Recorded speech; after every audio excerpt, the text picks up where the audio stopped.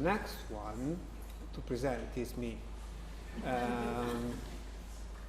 My name is Silvio Caputo. I'm an architect, senior architect at the School of Architectural Planning in Kent. I'm the director of research of the school. This is what I'm interested in, urban green infrastructure.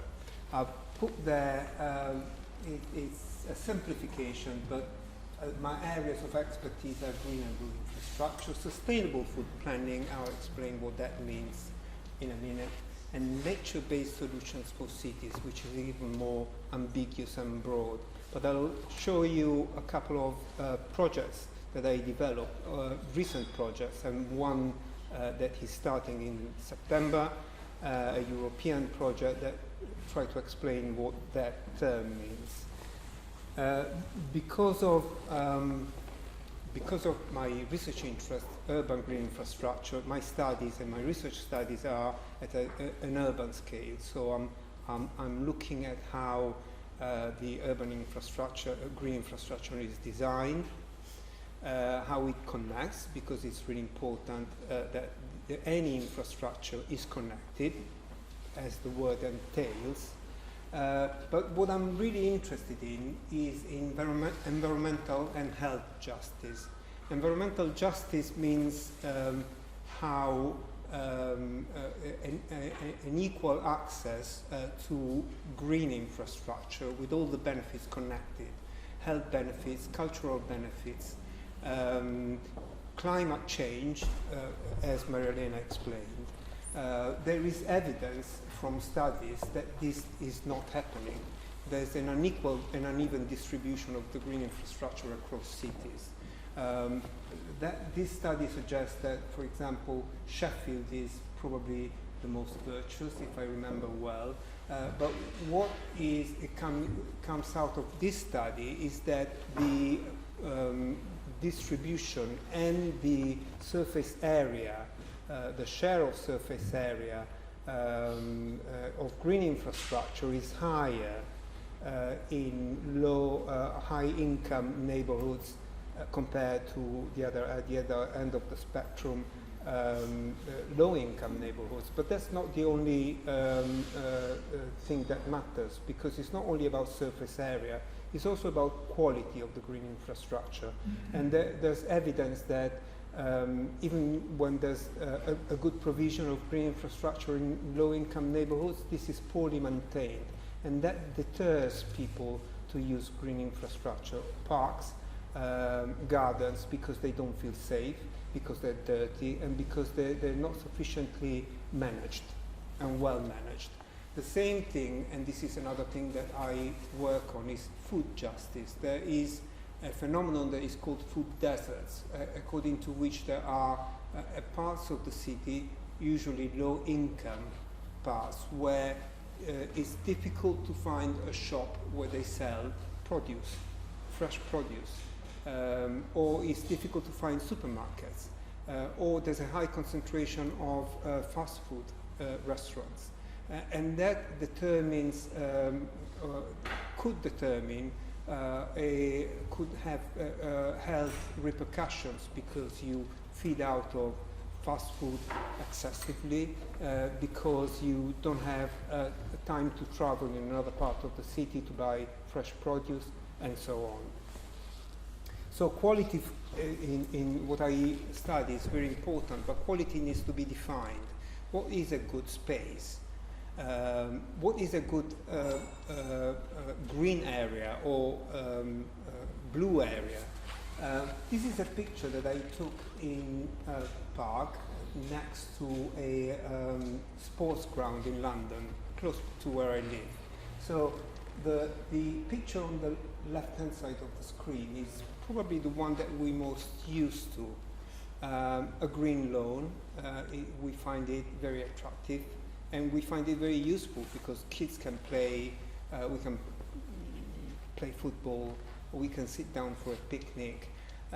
Is that good quality? Well, yes and no. If I think in terms of climate change, I don't think it's going to do much more than actually use more and more water for irrigation. In terms of biodiversity, as George Monbiot, who's an environmentalist that you may have heard of, in terms of biodiversity, these are green deserts. What grows there is 1 or 2 species of greenery, which is not too good. Next to it, you can see that line of trees. Next to it, there was a much more interesting and rich space. And so if you walk down that path, that is the one that you can see by the trees, then the story changes completely. So the definition of equality, of what is a quality green space, needs to be identified and needs to be understood in relationship to many factors. Public health, surely, biodiversity, climate change, and so on. One of the most important questions is, yes, we may not have sufficient green space in some areas, but we have no land availability. That is possibly true, but today I think there's an attempt to use technologies such as green roofs or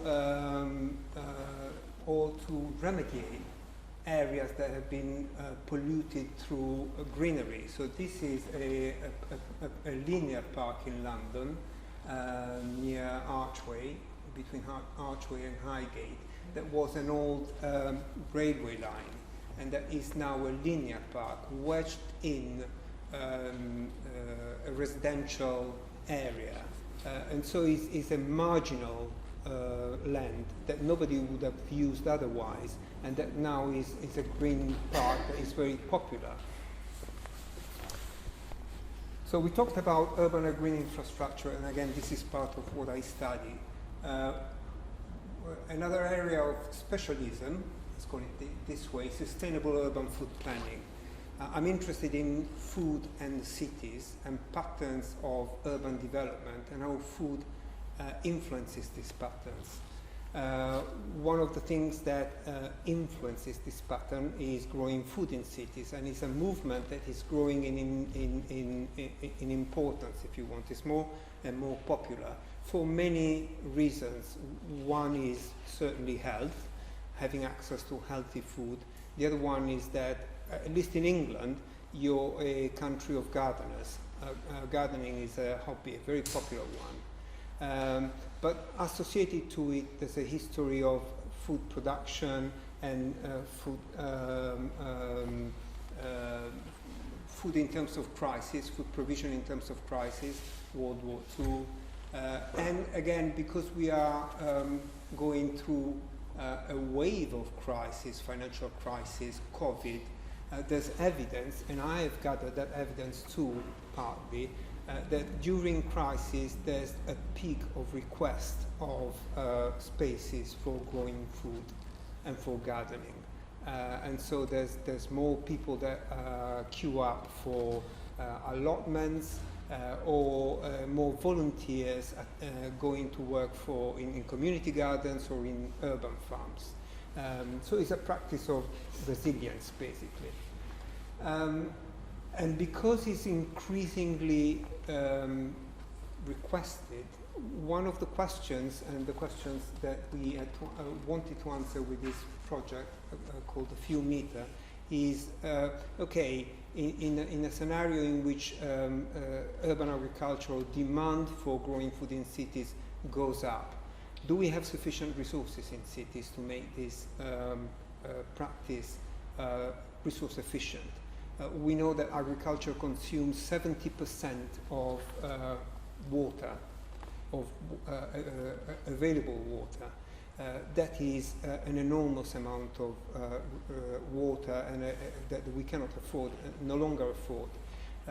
What urban agriculture does is growing food in cities. Cities are a place where waste is produced. There's wastewater, rainwater, there's wasteland sometimes, there's waste food, there's waste heat, and all this waste can be used to produce food through urban agriculture, I can collect rainwater, I can produce compost out of waste food. So these resources are important, and the possibility of channeling these resources to grow food in a more sustainable way is what cities can offer. So this is something very important. We had 74 case studies between allotments, community gardens and urban farms, and it's a 5-country studies. And what we found is not very encouraging. I'm not going to go through this in detail, but what we found is that there are differences depending on countries. So there are countries that are more productive or less productive. As an average, we have 2 kilograms per square meter of produce, which is not bad. It's actually an average that we can find almost everywhere. But what we found is that community gardens grow far much less food than allotments of urban farms. When the focus is on public health or on socialization and social activities, the food produced is less, again because of the focus. What we found also is that the water use is enormous, much more than it should be. And what we found is actually that the majority of the water is municipal water, used for irrigation is municipal water, groundwater part of it, but the water that comes from rainwater harvesting is minuscule. In Great Britain is 0.2% in the case studies that we analyzed. And in other countries, but Germany, which has a staggering 16.8%, is equally 1 digit, basically. And again, seen in the context of what I said before, the opportunity to grow food in cities with using waste streams and using waste as a resource is lost, and this is something that we need to reflect upon. We developed a life cycle analysis. I'm not going to tell you what a life cycle analysis is if you don't know it already, but we found out that it wasn't very encouraging. So if we compare conventional agriculture and the carbon emissions associated, greenhouse gases emissions associated with a kilogram of tomatoes, and then we measure the same kilogram of tomato in grown in cities, it doesn't do urban agriculture a great favor. The greenhouse gases emission is much higher for urban agriculture than compared to conventional agriculture, and that is because in allotments and in community gardens there is lots of material that is used for gazebos, for leisure and for other activities that if measured gives an impact that is in terms of greenhouses emission. And so this is something food for thoughts, again food for thoughts. But then we had distributed a questionnaire to 150 gardeners across 5 countries. And then we found that the motivation to grow food was much less about having access to healthy food and much more for feeling good, for well-being, for socializing, for being staying outdoor. So that is what moves gardeners, farmers, allotment holders to grow food, and that is quite an important point to consider. We also asked ourselves, okay, so the community gardens use a lot of water. They might have a higher environmental impact compared to conventional agriculture. But if we look at social benefits, what is the real value, monetary value of these gardens? And we calculated that value for one case study in London, a community garden, and we found that is 1 to 3. For each pound spent, there are 3 pounds gained from that community garden. And this is not so much about the value of food production, but the savings to the NHS in terms of mental health and well-being.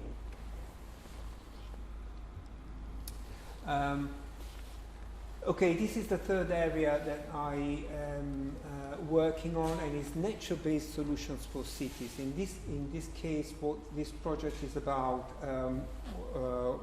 food waste and food waste collection, and a biocircular economy built about around food waste. There's a commitment from the European Union and from the UK to eliminate by 2023 food waste, well, 85% of the food waste. That means that by this year, there should be sufficient facilities and waste collection systems in place to achieve that aim. And from what I see and from what I understand, we're far from that point. So this project was trying to understand if, to design a localized food waste collection system, processing, turning into the food waste, turning into nutrient the food waste, and using that nutrient to grow food, all in one place, in one neighborhood, particularly in a social housing estate in London. This is a pilot that happened. We also imagined that the social housing estate was turned into a place for food production and food waste collection and processing, and how can that biocircular economy system be integrated in the space and improve the quality of the communal areas. And I'm not going to go into that, a bit complicated, but in the end we calculated how much food could be collected, how much food could be processed, what comes out of that processed food. With that processed food and the nutrient that comes out of it, how much land we can, within that social housing estate, we can turn into productive soil, how much food we can get out of it, and the value of that food that pays for the entire system to be sustainable and regularly operated. And the last slide is so that is a nature-based solution for cities, I think. I'm going to start now a project in September with 7 countries, European countries. It's a European project, and it's called Green Knee, and it's about nature-based solutions for mental health and well-being. So therapies like gardening therapies or forest therapies that support a non-medical approach to therapy to improve the mental health conditions of people. And it's basically what is called here green care. Maybe some of you know the term, but is basically treating issues like depression or other rather mild conditions through contact with nature, and how that can be done at scaled up, not only in England and the UK, but also across Europe. And the last slide is, well, I put down 4 bullet points, thinking of what I could do for you. I've got expertise of green plans, so how you organize green plans, planning strategies to connect, to augment the provision of green spaces, but also to connect them, to make them work ecologically and socially. I am interested in environmental and food justice, and how to measure it and to improve it, so indicators and how this can then be turned into recommendations. I'm interested in resource-efficient, productive green spaces and what I call the biocircular economy. So how do you manage waste, organic waste, in this case? And that is it. Yes, thank you.